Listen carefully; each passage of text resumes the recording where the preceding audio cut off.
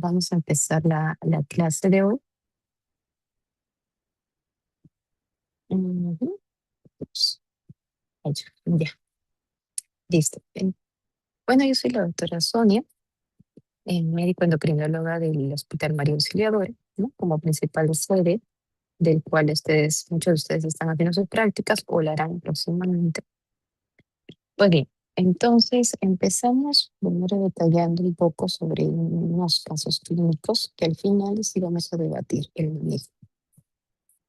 Recordar que es común ver una mujer, puede ser su mamá, su abuelita, ya después de la menopausia, 62 años, que tiene una condición de osteopenia, ¿no? Es un diagnóstico de baja densidad ósea, pero nunca ha tenido una fractura. Y tiene antecedentes, ¿no? De su mamá, de haber tenido una fractura de cadera en algún momento, y se le evalúa un riesgo a desarrollar una fractura, ¿no? Más adelante de 7,2% mediante una calculadora de riesgo para cadera y del 15% para cualquier otro tipo de fractura osteoporótica mayor. Hasta ahí una mujer con osteopenia, sin fracturas, ¿debería ser tratada con esto? Vamos a ver. Luego tenemos una mujer ya un poquito más de edad, 70 años, que nunca ha tenido una fractura. Ah, no, perdón, que la remiten para estudios. Sí ha tenido una fractura hace un año en la muñeca, ¿no? Conocida como una fractura de Coles y en el quinto dedo de la mano izquierda. No tiene antecedentes patológicos, no trae estudios de densitometría y con estos datos, ¿valdría la pena manejarla con algún tratamiento o esperamos la densitometría? Es otra pregunta que también lo vamos a tener que resaltar al final. Y por último, tenemos un varón de 55 años, con antecedentes de ser diabético, hipertenso, los clásicos que han venido a sus rotaciones, y que está tomando un medicamento doble, dual, que contiene metformina y un inhibidor de DPP4, que es la sitagliptina. Además de enalapril, hay una interacción en la redacción. Familiares tiene mamá con osteoporosis y refiere que hace 2 meses estaba cursando con dolor en la espalda, presentaba equimosis en la zona regional, tiene una obesidad central e hipotrofia de los músculos, ¿no? Acá pues, se sospecha de que el paciente pues, pueda tener una osteoporosis, ¿no? Una fractura patológica de tipo secundaria. ¿Y qué exámenes podríamos solicitar para este caso en particular? Entonces, tenemos que el tejido óseo principalmente se compone de un hueso trabecular o esponjoso y hueso cortical. Pero el hueso trabecular, que representa el 20% de la masa esquelética, tiene más del 75% de actividad metabólica del hueso. O sea, gracias a eso podemos dar lugar a que este proceso de actividad celular a nivel óseo, del cual vamos a tratar, se da a ese nivel, ¿no? Por lo tanto, el tejido óseo, solo el 1% está conformado por células. El resto es tejido inorgánico, por decirlo así. El tejido no vivo, mejor. Y de esta masa ósea, ¿no? Existe una matriz orgánica y y componentes minerales, de los cuales sí me valdría la pena resaltar que hay cristales de hidroxiapatita que también son importantes resaltarlos porque van a permitir el mecanismo del manejo de la osteoporosis con ciertos medicamentos a ese nivel. Y dentro de la matriz orgánica, las fibras de colágeno, principalmente el colágeno tipo 1, ¿no? Es el que se cambia. Bien, el hueso siempre va a sufrir continuas remodelaciones. ¿Y por qué es importante esto? Porque gracias a eso podemos tener un tejido óseo nuevo, lo que permite mantener el sostén del tejido, ¿no? Y la continuidad del beneficio del tejido óseo, hay que tener en cuenta que el tejido óseo es un tejido que sirve como para la hematopoiesis, como sostén, como protección, entre otros. Entonces, tenemos una fase de modelación del tejido óseo y una fase de remodelación. La fase de modelación se da en etapas tempranas de la vida. Se caracteriza principalmente en el proceso de crecimiento, donde se produce una actividad del tejido óseo en etapas tempranas, dando lugar a la formación y resorción ósea de manera desacoplada. O sea, llega el momento en que esta formación ósea pues, va a dar lugar al crecimiento del tejido, ¿no? Luego, este proceso de reparación del tejido, que vendría a ser la remodelación, va a permitir mantener la masa ósea del adulto, donde se va a formar y se va a reabsorber nuevamente el tejido, pero de manera ejemplar. ¿Esto qué quiere decir? De que eh, se va a dar lugar a que forme nuevo tejido óseo, pero sin alterar la forma de este. ¿Bien? Esto ya se da en la fase adulta. Entonces, el tejido óseo, para que nuevamente vuelva a formar un nuevo tejido, tenemos que recordar que puede pasar por un proceso de resorción cuando los osteoclastos, que son células que van a dar lugar a convertirse, ¿no?, en células multinucleadas que van a formar eh, este proceso, ¿no?, de resorción ósea, que puede durar al final unas 3 a 4 semanas. De tal manera que esas células se van a estabilizar en una laguna de Fauci y va a dar lugar a una línea de cemento a este nivel, donde se va a mineralizar para formar nuevo tejido óseo. Este proceso de formación del tejido óseo puede demorar de 3 a 4 meses. En otras palabras, puede formarse tejido óseo en un promedio de 5% o 10% de tejido óseo nuevo cada año. De tal manera que también el tejido trabecular tiene una velocidad de poder remodelar quizás 8 veces más que el tejido cortical. Entonces va a llegar un momento que vamos a tener otro tejido o óseo en algún momento, pero esto va a permitir poder mantener también un adecuado tejido para evitar, ¿no?, que este se pueda eh, romper, fracturar, ¿no?, tener alguna alteración del sistema como tal. Bien, otro mecanismo en este proceso de resorción y formación ósea es el efecto de las tensiones mecánicas.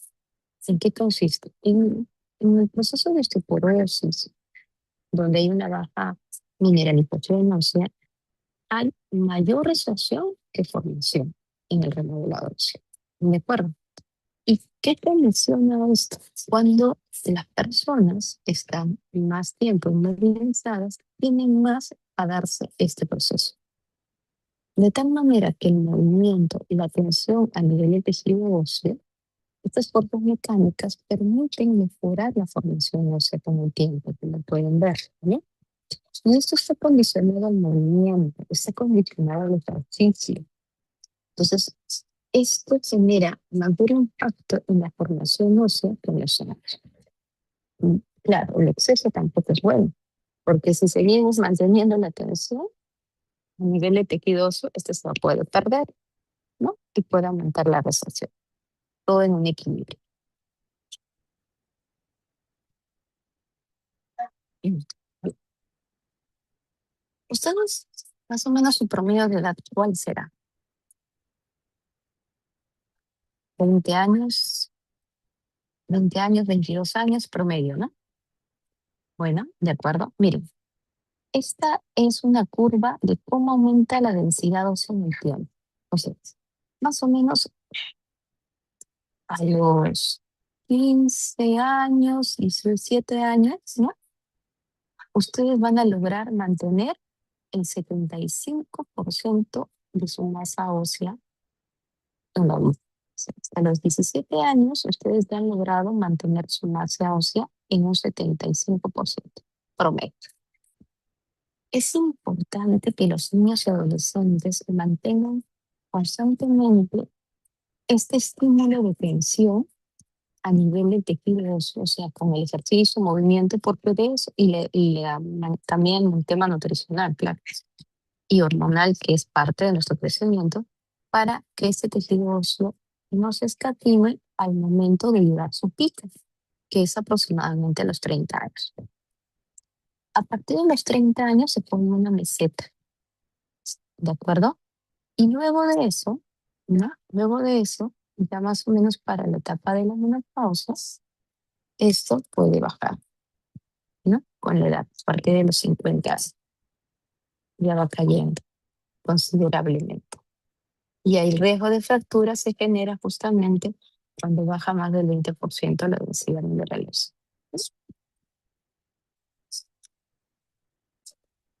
Esto sucede en mujeres. Las mujeres tenemos eh, eh, la de, el tema que nosotros nos protegemos de los estrógenos y esto tiene un significado fisiopatológico que ya vamos a discutir. Entonces, los estrógenos que se dan con una caída a nivel de la menopausia, que aproximadamente son los 50 años de la mujer deja de menstruar, ¿no? Esa va a ser nuestro punto de quiebre para que dé lugar a que la densidad ósea caiga considerablemente. De tal manera, una mujer con mayores factores de riesgo, ¿no? O sea, mujeres sedentarias, puede también ser la obesidad, también un factor de riesgo y otros antecedentes que vamos a ver después, tratamientos con algunos medicamentos que aumenten o aceleren la resorción ósea, puede generar que disminuyan un 2 a 5% del tejido óseo por año, de tal manera que quizás en 2 años, en 4 años, ¿no? Puede disminuir casi el 20%. Y eso es preocupante. ¿Bien? Por lo tanto, la osteoporosis es una importante enfermedad, ¿no? Del cual muchas veces no le tomamos en cuenta hasta que se produce la fractura. Y afecta a una de cada 3 mujeres o una de cada 5 hombres que tienen a los 50. Esto genera fracturas por fragilidad. ¿A qué se refiere? Fracturas que se pueden dar de caídas no aparatosas, ¿no? Como por ejemplo, muy diferente a lo que podría ser una fractura por un choque automovilístico, donde la intensidad es fuerte, a que sea porque me caí de la ducha, o me tropecé y me caí de la silla, ¿no?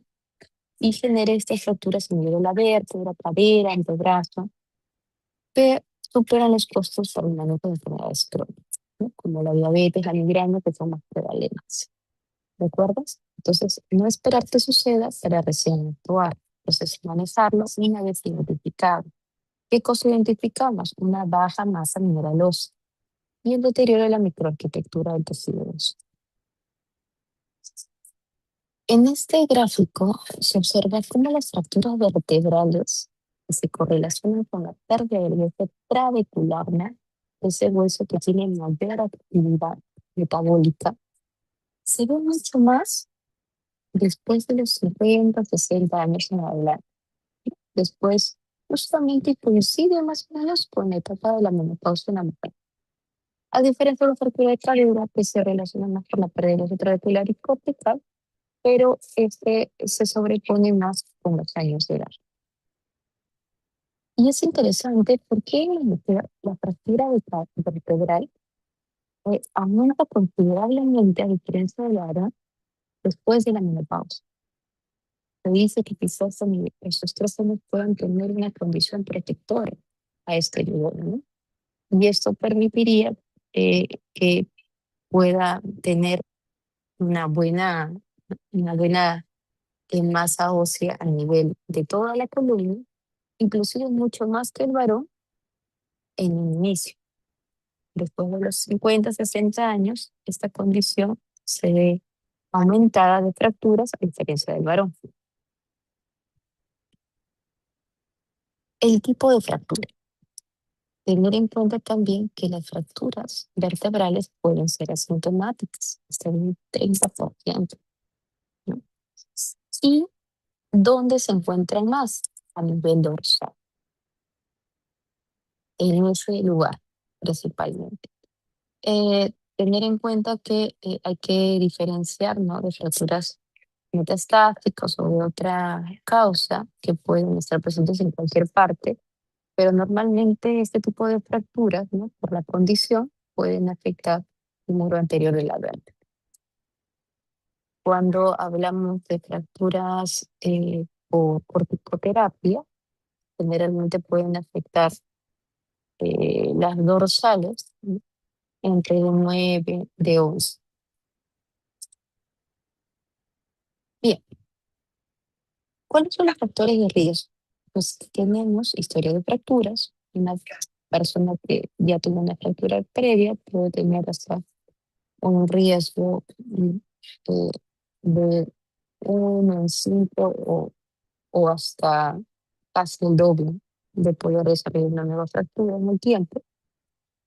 Si tiene antecedentes de consumo de tabaco, alcohol o alguna condición de desnutrición, una disminución del consumo de calcio, sedentarismo, factores de riesgo que también incluyen el tema de la obesidad, la diabetes, también se ha visto que aumentan el riesgo de fracturas o que tengan una edad precoz de haber cesado la menstruación o un hipogonadismo, ¿no?, hormonal, ya sea central o primario, que también condiciona a la disminución de la densidad mineral ósea por disminución de la testosterona y los estrógenos, que también son protectores. El tipo de fractura también es importante tener en cuenta. Y aquí la heredabilidad. El 70% de las fracturas pueden tener también un origen genético. Y que es muy importante si tenemos familiares con fracturas, se dice que la incidencia puede aumentar un 37%. Bien, factores de riesgo, tenemos factores de riesgo patológicos, como la deficiencia de vitamina D, artritis reumatoide, la depresión, enfermedad celíaca. ¿Y por qué depresión? Porque muchos de los medicamentos antipsiquiátricos también pueden influir en este tema. Cuando tenemos alguna condición de alteración del calcio, ¿no?, este lleva a nefrolitiasis, hipercalciuria, inmovilizaciones prolongadas, trastornos alimentarios y algunas enfermedades endocrinológicas, como hiperparatiroidismo, tirotoxicosis, diabetes, entre otros. Y los medicamentos que ya vamos también repasando, los corticoides, la heparina, algunos antiácidos como el aluminio, meprazol, ahora que está de común tomar bastante meprazol, o peponillo, fenitoína, una barbital, ¿no?, también anticonvulsivantes, metronidazole, inhibidores de aromatasa, que pueden ser usados comúnmente en pacientes oncológicos, ¿no?, así que ellos también tienen un factor de riesgo añadido, y terapia de prevención de andrógenos. Pacientes con cáncer de próstata, es importante el tamizaje también del riesgo de osteopenia y osteoporosis, y en ellos también se debería manejar esta condición.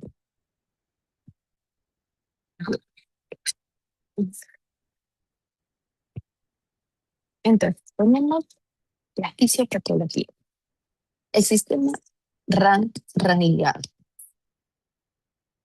Este receptor RAN se encuentra expresado en los osteoclastos, ¿no?, y va a tener importante eh, significado cuando se une a esta proteína, que es la proteína del RAN ligando, liberada por los osteoblastos. Una vez que se da esta unión, permite que se dé lugar a la resorción ósea o a la sobrevida de los osteoclastos.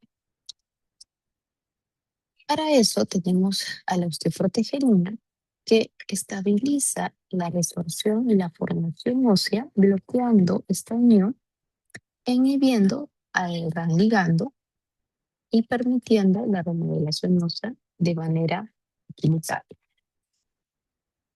Entonces, aquí tenemos a al stem cell, ¿no? Donde da lugar mediante ciertos factores de señalización al osteoclasto precursor. Y como pueden ver, de aquí es donde se forma el osteoclasto multinuclear para dar lugar a la resorción ósea.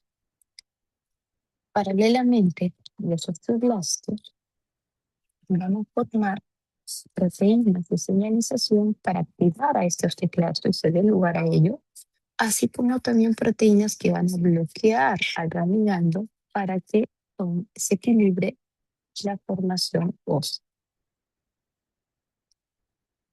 Aquí tenemos a los tupitos que por acción de la liberación de las proteínas del gran ligando a través de los osteoblastos van a permitir de que este osteoclasto se active formando el osteoclasto multinucleado y generando el osteoclasto para la resorción ósea. Si esto no lo detenemos, esto puede aumentar y generar, pues, ¿no?, el riesgo de osteopenia, osteoporosis, etc. Esto siempre se va a dar. Entonces, ¿quién lo estimula? Hormonas, factores de crecimiento, citoquinas. Lo patológico sería cuando hay un exceso, ¿no?, de esta proteína reanigantes producida por citocinas que pueden estar dependientes de un proceso de inflamación, como el factor de necrosis tumoral, interleuquina 1, 11, también el exceso de vitamina D puede generarlo. Hay tumores que producen también esta condición. Los glucocorticoides también pueden aumentar la liberación. La paratormona, que es una hormona que regula el nivel de calcio intracelular, ¿no? Entonces, cuando el calcio está bajo, esta paratormona trata de botar calcio en nuestras reservas del tejido óseo. También hay proteínas relacionadas a la PTH, la prostaglandina, de acuerdo a dos, pueden todos estos estimular más al encargado de la reacción ósea de los tóxicos. Siempre mantenemos el equilibrio. Entonces, para evitar que se continúe la resorción ósea, tenemos a la osteoproteína, a la que protege al hueso, a la que se une a la proteína van ligando para evitar que ésta se une al receptor RAS, ¿no?, y genere la activación de los osteoclastos. Y esto es liberado por los osteoblastos. ¿Quién lo estimula en la mujer? Pues los estrógenos. Ahí está. Siempre hay protección. Pues, ¿cómo podemos contrarrestar lo que se va a venir? Porque el exceso de esta proteína condiciona a la osteoporosis. Necesitamos más osteoproteínas. Pues bien, el tratamiento. El primer mecanismo es usar los bifosfonatos. ¿Qué son los bifosfonatos? Pues estos son derivados del pirofosfato que se une al calcio. ¿Cuál calcio? Al calcio de hidroxilo, apatita, que está a nivel del tejido óseo donde están los osteoclastos. De tal manera que al unirse, esta unión química va a llevar a una apoptosis de los osteoclastos y se va a detener la resorción ósea. Bien. Por otro lado, ¿no?, tenemos también a otro mecanismo, ¿no? Que en este caso, si nosotros necesitamos la osteoproteína para poder bloquear al gran ligando, tenemos un medicamento que se llama denosumab, que va a actuar a nivel del gran ligando para bloquear su acción con el receptor RAS de los osteoclastos. Y esto es muy común porque cuando caen los estrógenos, los que protegen con el tiempo también va a disminuir, ¿no? Y así disminuimos la resorción ósea también. Otro mecanismo es con la paratormona. Esta paratormona va a tener un mecanismo anabólico y catabólico.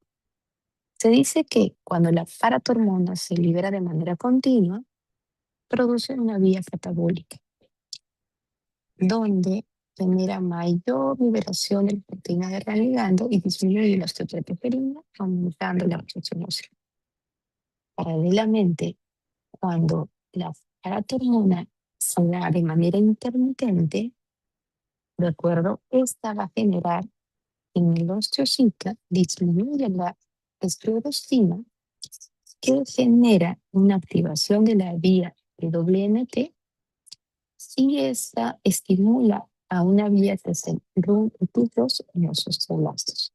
Esto permite la mayor formación ósea a nivel de los osteoblastos. ¿De acuerdo? Y es este mecanismo que se usa para también el tratamiento de la osteoporosis.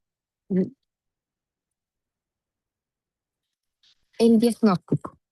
Entonces, en el diagnóstico tenemos la densitometría ósea. Este examen nos ayuda para evaluar cuál es el score que le damos al paciente para clasificarlo en una densidad ósea normal, un ITR mayor o igual a -1.0, una osteopenia de -1 a -2.5 y una osteoporosis de -2.5. Acuérdense, que una osteoporosis es un T-score de menor a -2.5.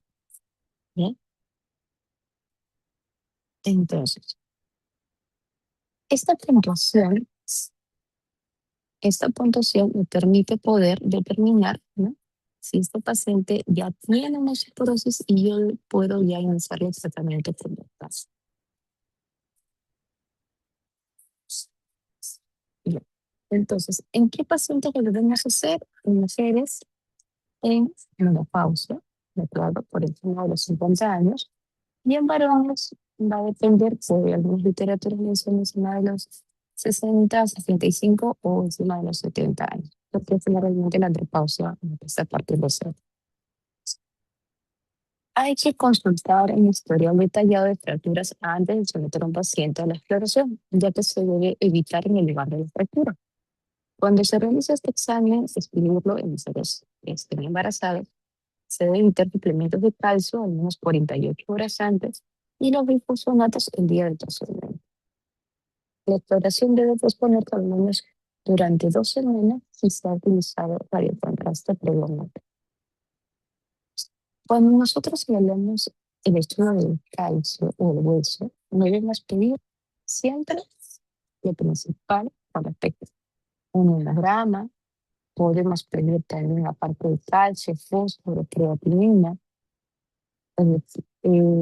también creatina, calcio en orina de 24 horas, PTH, que es la paratormona, pero la paratormona intacta, vitamina D, principalmente como 25 hidroxivitamina D, y podríamos pedir también un proteinograma electroforético, ¿no? Si se piensa de alguna patología que pueda alterar eh, el calcio, las proteínas totales.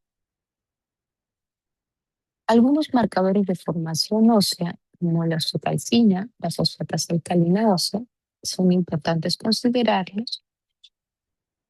Y se puede también considerar estos marcadores como el propéptido carboxilo o aminoterminal de procolágeno tipo 1 o el P1MP. Si hablamos de marcadores de resolución ósea, los CTX séricos, como la fosfatasa sérica, el N de los péptidos séricos, entre otros. Pero esos son los principales. Se deberían solicitar tal vez cada año o cada dos para ver si el tratamiento está siendo efectivo. Entonces lo usamos para evaluación inicial y seguimiento. Y pueden predecir tasas más elevadas de pérdida ósea y mayor riesgo de fracturas. Y me permiten evaluar la magnitud del incremento de la densidad mineral ósea. Bien. Mm. ¿Qué es el FRAX? Es una calculadora de riesgo para saber cuál es la probabilidad de que el paciente a 10 años tenga una fractura osteoporótica mayor. Bien, entonces, evalúa todas estas características: edad, sexo, no, antecedentes familiares, fracturas anteriores, uso de glicocorticoides, artritis reumatoide. Ahora también se está considerando que en vez de artritis reumatoide, el hecho de ser diabético también incluye un factor de riesgo, ¿no? En las nuevas calculadoras de riesgo. Osteoporosis secundaria, densidad mineral ósea en base al estudio de DEX. Entonces, cuando ustedes busquen en internet, ponen FRAX y les va a salir esta herramienta. Y ustedes colocan todas las características que les mencioné, ¿de acuerdo? Y les va a arrojar un contacto. De tal manera que si mi FRAX tiene más del 20% del riesgo de una fractura mayor, osteoporótica mayor, ya sea en lesión lumbar, en muñeca o en antebrazo, me refiero, o un riesgo calculado de plasma del 3% en cadera, yo debería considerar tratamiento, así tenga o no tenga la densitometría ósea en ese momento. Volvemos al caso clínico. Entonces, cuando conversamos de que teníamos una mujer en menopausia que tiene una osteopenia, pero no tenía fracturas, y le sacaron el FRAX, que fue en 7,2% para una fractura de cadera y el 15% para una osteoporótica mayor. ¿En qué quedamos? Que tenía que ser más del 3% para dar tratamientos en fractura de cadera. O sea, ¿debe ser tratada? Sí, debe ser tratada. Y pues, se decidió iniciar con bifosfonatos para este caso. Acá tenemos dos tipos de tratamiento: tratamientos antirresortivos y tratamientos anabólicos. ¿Qué quiere decir antirresortivo? Que yo voy a bloquear a los osteoclastos. Voy a bloquear la resorción. Voy a bloquear que se siga destrozando el tejido óseo. O puedo usar agentes que aumenten el tejido óseo, ¿de acuerdo? Los agentes anabólicos. Dentro de los antirresortivos tenemos los estrógenos como tal, terapia de reemplazo hormonal en mujeres en menopausia. Puede ser un tratamiento ideal, ¿no? Las mujeres que están con bochorno, que están con la menopausia, a veces darles estrógenos no es malo, verdaderamente ayudaría al riesgo de que desarrollen fractura, ¿sí? Más aún si tiene riesgo. Hay que valorar. Moduladores selectivos de receptores de estrógeno también, bifosfonatos y denosumab. Esos son, ¿no? Recuerdan a los bifosfonatos, al denosumab, ¿no? Que es un anticuerpo monoclonal que actúa similar a la osteoprotegerina, como se hizo mención. Y los agentes anabólicos, que son análogos de la paratormona, como el teriparatide, el abaloparatide y el romosozumab, que es un anticuerpo contra la antiesclerotina, ¿no? Es otro anticuerpo monoclonal que no permite bloquear a la esclerosis. Bien, recordemos también que todos estos medicamentos van a tener efectos adversos. Es importante mencionarlos porque puede suceder y hay que informar al paciente. Por ejemplo, los difosfonatos, muchos de ellos tienen síntomas gastrointestinales. Algunos también se han reportado osteonecrosis de mandíbula, ¿no? Así que valorar siempre, quizás pasar por el odontólogo si tiene algún riesgo este paciente antes de iniciar el tratamiento. Y otros condiciones o eventos adversos que se pueden presentar, por ejemplo, a ver, los eventos coronarios que sí se ha visto con el cromosomal, que no representa igual.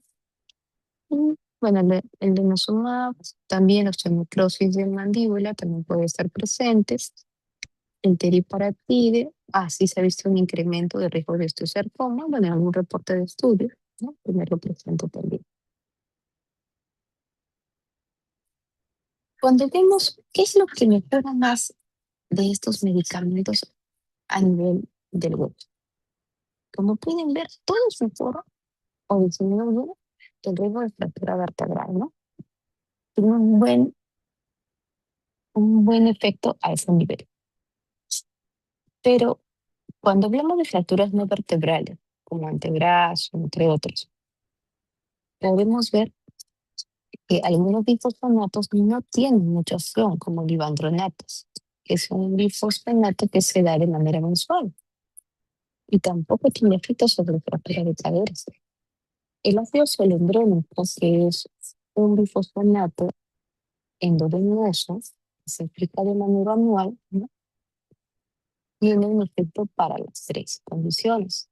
El alendronato también, pero es un tratamiento bioral y hay que darlo constantemente de manera semanal, aunque más efectivo es el ácido solendrónico, comparando.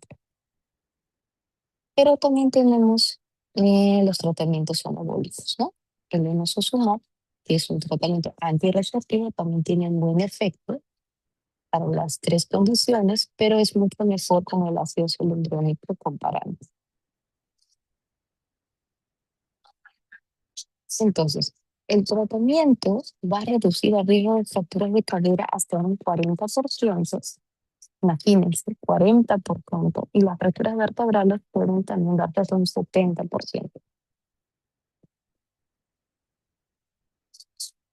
¿Por qué es importante también recordar esto? Porque una vez que se produce una fractura, el riesgo que se produzca una nueva fractura puede darse en los siguientes 2 años. ¿De acuerdo? Entonces, sí es importante valorar que este paciente, si no manejamos su densidad mineral ósea, no disminuimos los riesgos concomitantes, el paciente puede recurrir nuevamente. ¿De acuerdo? Entonces, siempre valorar a este paciente. ¿Dónde lo ubicamos? ¿En un riesgo bajo, intermedio o un riesgo muy alto donde hay que considerar tratamiento? Pero generalmente en el riesgo intermedio nosotros ya debemos intervenir para hacer seguimiento o reevaluarlo muy pronto para valorar el inicio de tratamiento.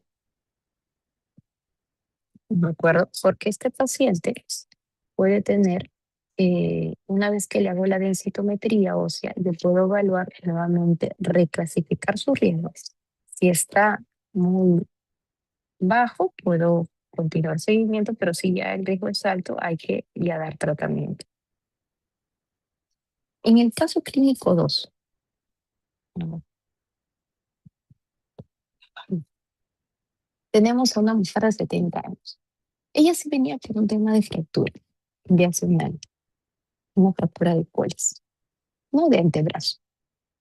El del dedo no es una fractura psicótica mayor, así que es solamente un distractor, pero aquí hay que tener en cuenta la fractura de coles y no trae estudios de densitometría. ¿Cuál sería su manejo? Pues no, mira, yo puedo valorar primero dónde está mi paciente en el riesgo, ¿de acuerdo? Y después le hago la densitometría y evalúo en qué riesgo también está. Entonces, según esto, me sale que mi paciente está en un riesgo intermedio. Bueno, entonces, aquí, ¿qué es lo que amerita? Darle tratamiento, tal vez no tanto, tal vez sí, pero aquí lo que es más importante podríamos sugerir es hacerle la densitometría ósea, ¿no? Entonces, hay que realizar el FRAS y solicitamos la densitometría ósea y se recalcula el FRAS.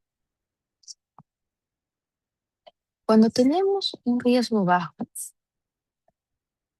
podemos valorar de que el paciente puede manejarse con estilo de vida, ejercicios, tomar calcio, vitamina D, si hay alguna cierta deficiencia o condición.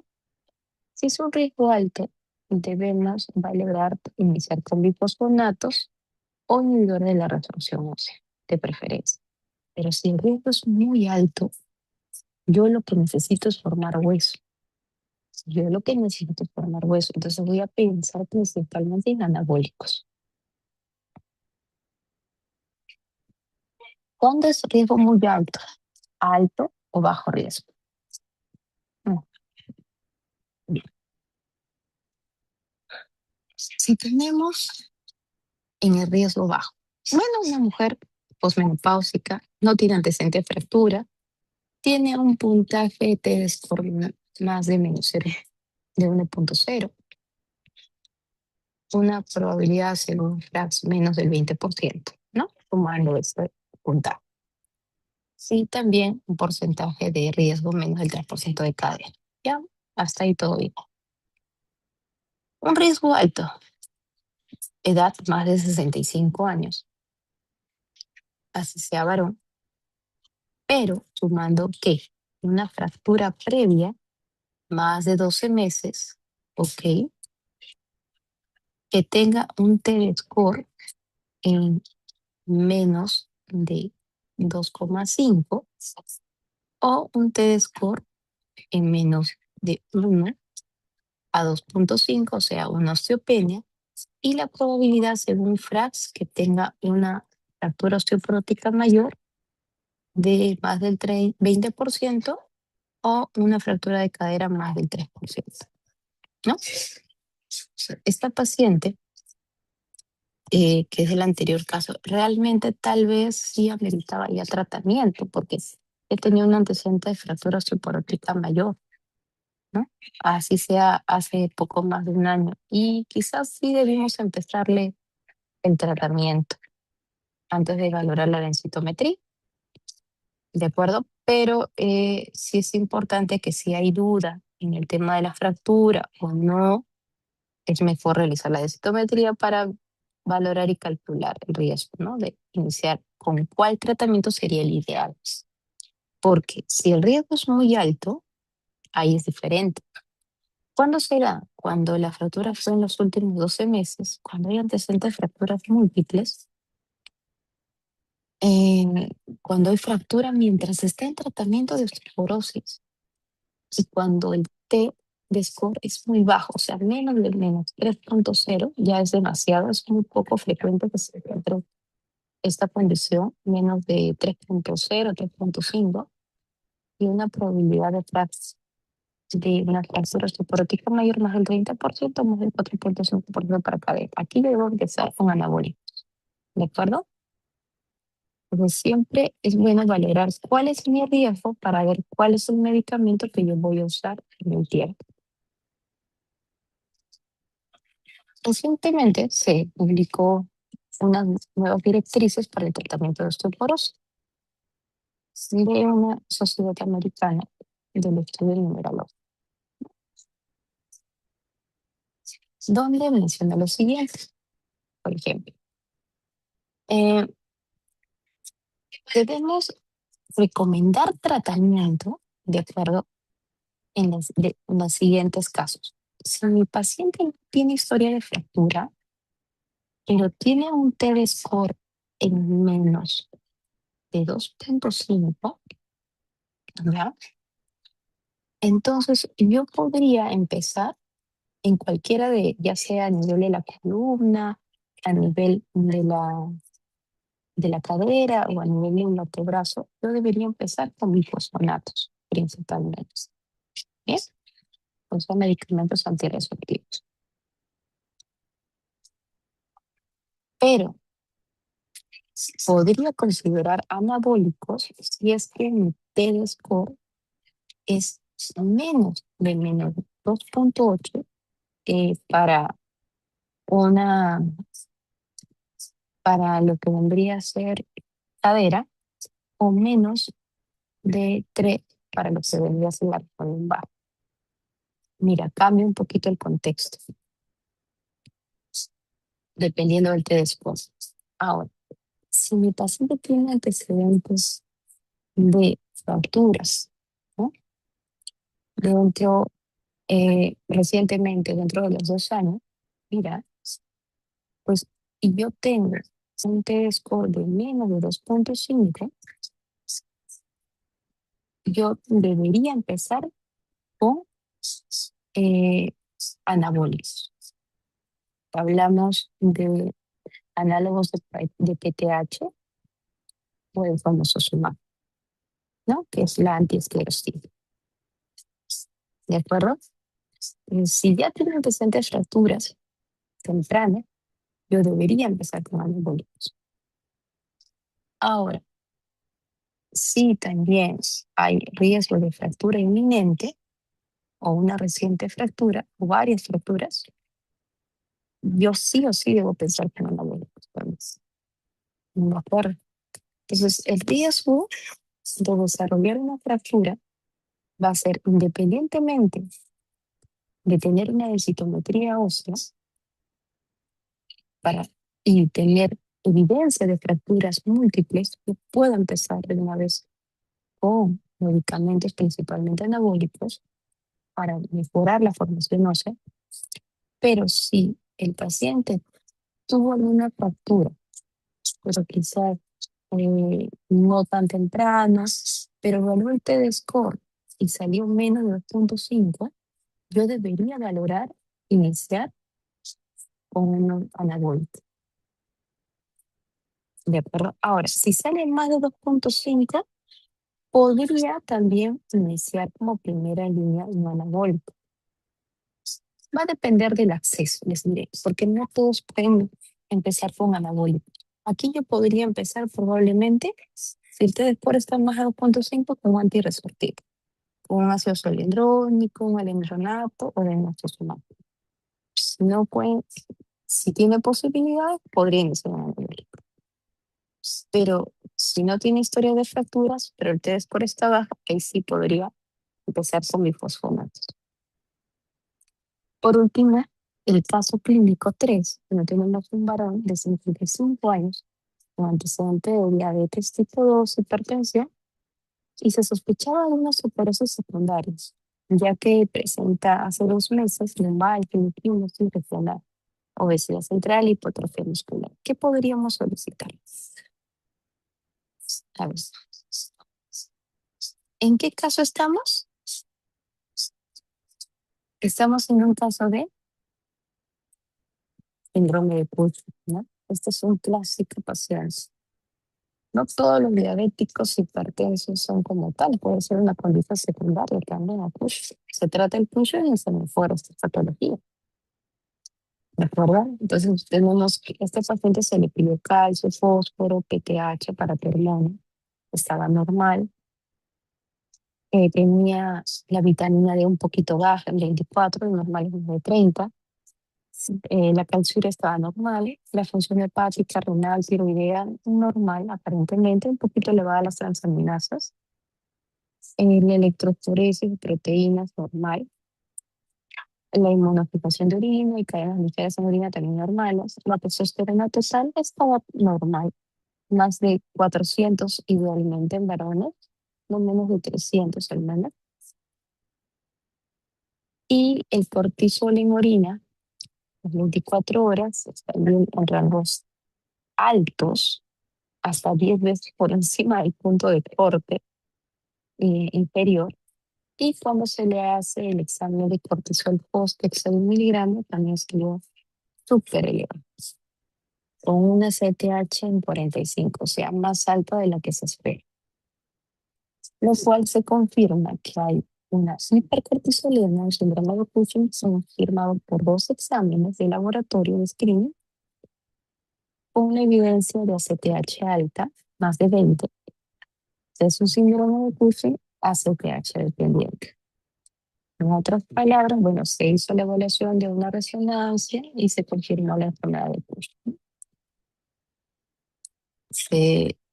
Y bueno, esta condición de un adenoma hipoficiario, de un microadenoma de 8 milímetros, que generó esta, esta consecuencia de una fractura secundaria por una osteoporosis secundaria, y se le decidió dar lugar a que se opere primero, ¿no?, el adenoma hipofisario, y se le dio tratamiento con tiriparatril, que es un anabólico, para mejorar la densidad mineral ósea. Entonces, recordar esto. En un varón Generalmente se produce osteoporosis de tipo secundario, a diferencia de una mujer, pero es por la condición del tipo estrógenos en el tiempo. Pero en un varón, muy raro que se suceda la osteoporosis. Si es así, hay que pensar siempre en algo más, ¿de acuerdo? Entonces, pensemos en que pushing, alcoholismo, tabaco, hipogonadismo, ya sea farmacológico o no, deficiencias menos comunes de algunas vitaminas, ¿sí? Algunas enfermedades endocrinológicas, el hipertiroidismo, la tirotoxicosis y otras enfermedades metabólicas concomitantes como diabetes, enfermedad renal crónica, artritis reumatoide. Y menos frecuentes el mieloma múltiple, VIH, inhibidores de proteasas, en el tratamiento por VIH también lo pueden tener, y enfermedades celíacas, ¿no? Que generan también desnutrición. Bueno, eso sería todo. Listo, chicos, ahí quedamos. ¿Hasta ahí tienen alguna pregunta?